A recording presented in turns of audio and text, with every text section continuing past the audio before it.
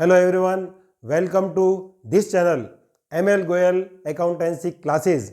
हम समझ रहे थे बैंक रिकॉन्सिलेशन स्टेटमेंट। बहुत सारी बातें हमने सीखी है, बहुत से प्रश्न हमने किए हैं। चलिए हम चलते हैं अब लास्ट एपिसोड में पार्ट 6 की ओर। एक महत्वपूर्ण प्रश्न हम ले रहे हैं और इसके अलावा कुछ ऐसे प्रश्न short time, very short type question हम लेंगे और समझेंगे कि परीक्षा में किस प्रकार के प्रश्न पूछे जाते हैं, प्रतियोगी परीक्षा में भी किस प्रकार के प्रश्न आते हैं। जरा समझिए। एक प्रश्न हम ले रहे हैं, देखिए जरा। रोकड़ बही व पासबुक की तुलना कर अंतर के कारण ज्ञात करें। देखिए, अभी तक आपने पासबुक नहीं देखी है। आपने अपने घर पर कोई भी सेविंग अकाउंट की या करंट अकाउंट की पासबुक उठा के देखिए, आपको कुछ बातें समझ में आएगी और मैं जो बताने जा रहा हूं उससे कंपेयर जरूर कीजिए। देखिए, आपको कैश बुक दी हुई है और कैश बुक का बैंक कॉलम आपको दिया है, डेबिट साइड, क्रेडिट साइड, कुछ ट्रांजैक्शन लिखे हुए हैं। नीचे देखिए बैंक पासबुक। बैंक पासबुक कुछ इस तरह की होती है। सबसे पहले डेट कॉलम है, फिर पर्टिकुलर है और फिर दो कॉलम इस बात के होते हैं, अगर आपने राशि निकाली है तो ये कहलाता है विड्रॉल, जिससे बैंक डेबिट करता है।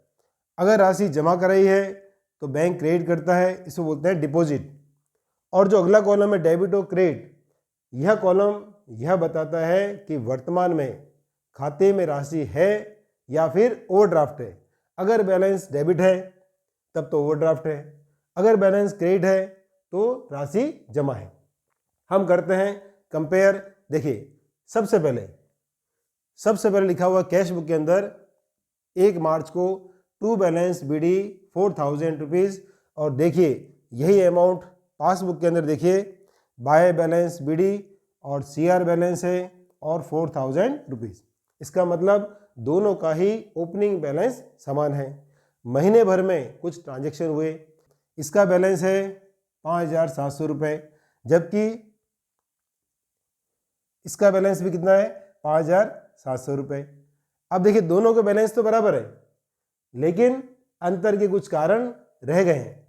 कैसे मालूम चलता है, देखिए जरा। अब देखिए सबसे पहले लेते हैं अपन 1 मार्च के बाद में मार्च 3 में लिखा है बाय ऋतु 800 रुपये। और इसका मतलब क्या हुआ, हमने ऋतु को चेक दिया है 800 रुपये का कि जाकर के आप भुगतान ले लीजिए। अब देखते हैं जरा इधर, ये देखिए यहाँ पर लिखा है टू ऋतु 800 रुपये और उन्होंने भुगतान ले लिया। क्लियर। तो ये राशि कैसे आई, 4000 हमारे जमा थे, 800 रुपये हमने दिए, अब बैलेंस CR है और 3200 रुपये। अमाउंट कम हो गया लेकिन बैलेंस तो वहीं का वहीं है, CR बैलेंस है। 3 मार्च के बाद देखिए 10 मार्च में लिखा है टू शरद, कितने रुपए, 1200 रुपये। और देखिए 10 मार्च की एंट्री यहाँ पे कहीं है क्या, यहाँ 10 मार्च की कोई एंट्री नहीं है। तो टू शरद लिखा है आपके कैश बुक के बैंक कॉलम में, इसका मतलब शरद से चेक प्राप्त हुआ है। हमने इसको बैंक में भेज दिया लेकिन बैंक में कलेक्शन नहीं हुआ, तो पहला कारण हमारा निकला है 10 तारीख का Sharad check sent for collection but not yet collected, ये हो गए 1200 रुपये। क्लियर। 10 तारीख के बाद में देखिए ये है 12 तारीख, और 12 तारीख को लिखा है बाय ऐश 1500 रुपये। तो यहाँ देखिए 12 तारीख का ट्रांजैक्शन है क्या, नहीं है। इसका मतलब ऐश को हमने चेक इश्यू किया है लेकिन ऐश ने अभी तक बैंक से भुगतान नहीं लिया है। तो देखिए 12 तारीख का ये check issued but not presented for payment, कितने, 1500 रुपये। ये 1500 रुपये का चेक हमने ऐश को दिया था, भुगतान के लिए प्रस्तुत नहीं किया। 12 तारीख के बाद देखिए 12 के बाद तारीख आ रही है 18, और ये लिखा हुआ है टू सृष्टि 2000 रुपीज, सृष्टि से चेक प्राप्त हुआ, हमने बैंक में जमा किया। देखते हैं 18 तारीख को, ये रहा बाय सृष्टि लिखा है 2000 रुपीज़। क्लियर। और 3200 थे पहले के, 2000 रुपये और जमा हुए, बैलेंस CR ही रहेगा, तो एंट्री दोनों में हो गई है। अब देखते हैं 18 तारीख के बाद में, 18 की तारीख के बाद में आता है 25 तारीख। तो 25 तारीख में लिखा है बाय कैश, देखिए, और यहाँ लिखा है 25 में टू कैश। इसका मतलब हमने बैंक में अमाउंट जमा कराया और बैंक ने अमाउंट जमा कर दिया। क्लियर? दोनों में ही एंट्री हो गई, यह अंतर नहीं आ रहा है। 25 के बाद देखिए तारीख आ रही 27 और 27 में लिखा है पासबुक के अंदर टू इंश्योरेंस प्रीमियम, तो यहाँ पर भी बाय के अंदर आना चाहिए बाय इंश्योरेंस प्रीमियम, जो नहीं लिखा है। यह डिफरेंस का रीजन है। Insurance premium paid by bank but not entered in cash book, ये अमाउंट हो गया, तो ये भी अंतर का एक कारण बन गया।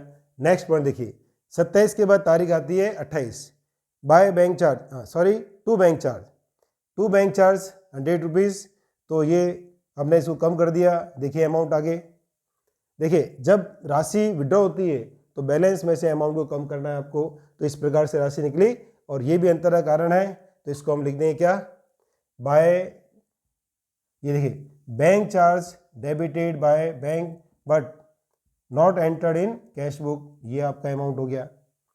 28 तारीख के बाद में अब आती है 30 तारीख और 30 डेट को देखिए लिखा है बाय प्रीतेश, इसका मतलब प्रीतेश को आपने एक चेक दिया पर उसने भुगतान के लिए प्रस्तुत नहीं किया। कैसे मालूम हुआ? यहाँ पर आना चाहिए था 30 तारीख में यह एंट्री होनी चाहिए थी प्रीतेश की, जो नहीं हुई। तो लिखिए cheque issued to Pritesh but not presented for payment 200 rupees, ये काम हो गया।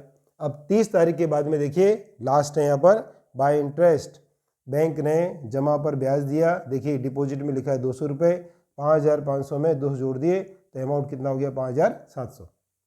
क्लियर? लेकिन इसकी एंट्री कैश बुक में नहीं है तो हम कर देंगे, डिफरेंस का रीज़न है interest credited by bank but not debited in cash book. Clear?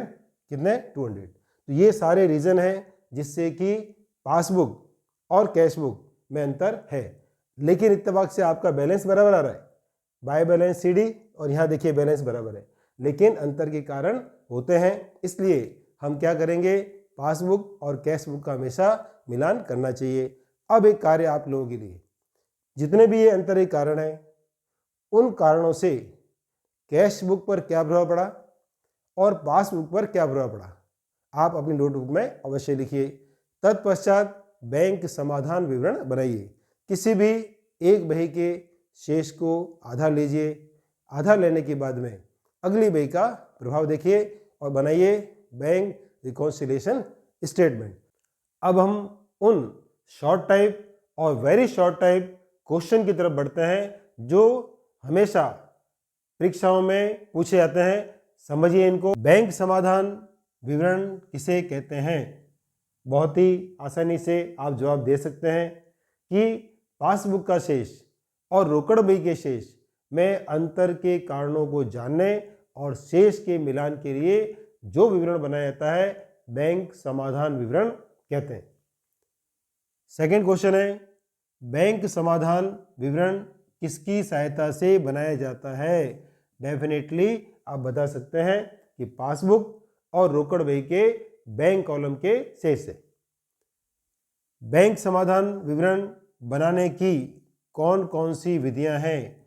अब देखिए इस यहाँ आपसे पूछा जा रहा है कि विधियां कौन कौन सी है, तो बहुत ही सरल जवाब है, रोकड़ बही के बैंक कॉलम के शेष के आधार पर या पासबुक के शेष के आधार पर।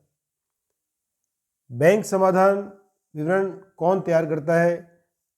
यह जवाब आपको आता है, बैंक समाधान विवरण तैयार करता है कौन? व्यापारी, न कि बैंक। बैंक समाधान विवरण बनाने का मुख्य उद्देश्य क्या है?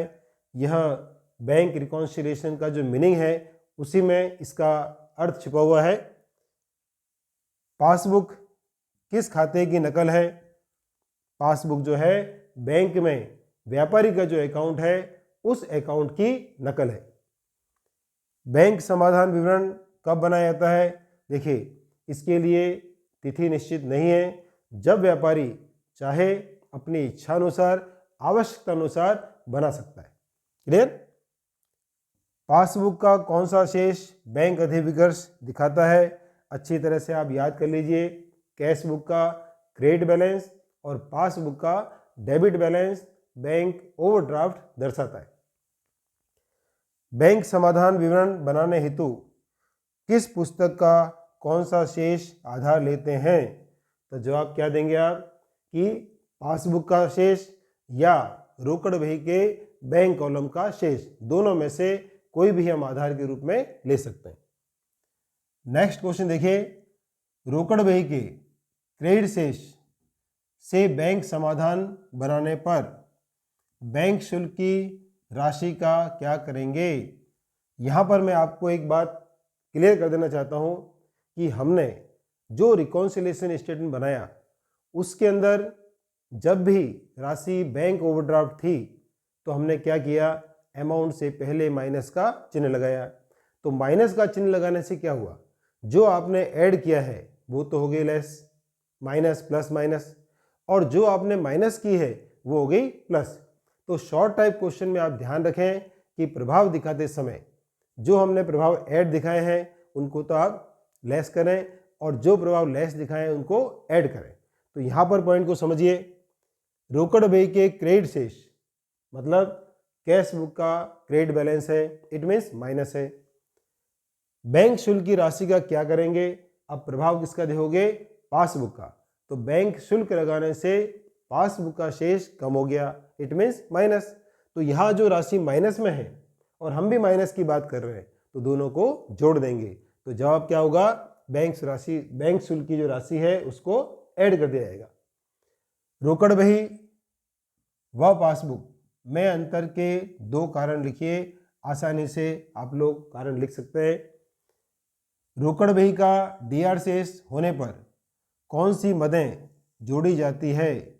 देखिए इसका जवाब भी आप दे सकते हैं। रोकड़ बही का डेबिट बैलेंस है, आधार के रूप में ऐड किसको करना है, ऐसी मदें जिससे पासबुक का बैलेंस बढ़ रहा है, जैसे कि बैंक ने सीधे ही हमारी ओर से कोई इनकम प्राप्त की, डिविडेंड प्राप्त कर लिया, बैंक ने जमा पर ब्याज दिया तो पासबुक का शेष बढ़ गया, तो यहाँ पर ऐड हो जाएगा। नेक्स्ट है, समझिए इसको। 24 मार्च 2023 को 11,000 रुपये की चेक बैंक में संग्रह के लिए भेजे, क्लियर। 3,000 रुपये का चेक 5 अप्रैल 2023 को संग्रहित हुआ। रोकड़ बही व पासबुक में अंतर रहेगा। यहाँ जो बात हो रही है वह हो रही है 31 मार्च की। तो 31 मार्च को यह जो चेक है वह संग्रह नहीं हुआ है, तो इतना ही अंतर दोनों के शेष में आएगा। तो क्या बताएंगे, 3,000 रुपये से अंतर आएगा। नेक्स्ट है, रोकड़ बही का बैंक शेष 2,500 रुपये से क्रेडिट है। फिर से देखिए बैंक ओवरड्राफ्ट, क्लियर। एक देनदार ने सीधे ही बैंक में 1,200 रुपये जमा करा दिए, ये बात आपको समझ में आ गई। जमा कराने से अब पासबुक का शेष बताइए। तो देखिए 2,500 रुपये से कैश बुक का शेष क्रेडिट था, इसका मतलब पासबुक का डेबिट था 2,500 से। गए ग्राहक ने क्या किया, 1,200 रुपये सीधे बैंक में जमा करा दिए। तो स्थिति क्या आई कि जो बैंक ओवरड्राफ्ट 2,500 रुपये था 1,200 रुपये से कम हो गया। अब ओवरड्राफ्ट कितने का रहा, 1,300 रुपये। रुपये 8,000 के चेक 22 मार्च 23 को निर्गमित किए, बात समझ गए, 31 मार्च से पहले, जिसमें से 10 अप्रैल को 1,500 रुपये के चेक भुगतान के लिए प्रस्तुत हो गए। 31/3/2023 को पासबुक और रोकड़ बही के शेष में क्या अंतर आएगा? तो ये जो चेक 1,500 रुपये का चेक जो है वो भुगतान के लिए प्रस्तुत बाद में हुआ है, तो 1,500 रुपये से ही दोनों के अंदर अंतर आएगा। इस प्रकार से छोटे जो प्रश्न होते हैं वह प्रश्न कहीं से भी आ सकते हैं। आपको मैंने डिटेल से बैंक रिकॉन्सिलिएशन स्टेटमेंट बनाना सिखाया है, एक एक बात बारीकी से आपको सिखाई है। अगर आपको किसी प्रकार का भी कन्फ्यूज़न है तो आप पार्ट 1 से लेकर के और इस पार्ट 6 तक अवश्य देखिए।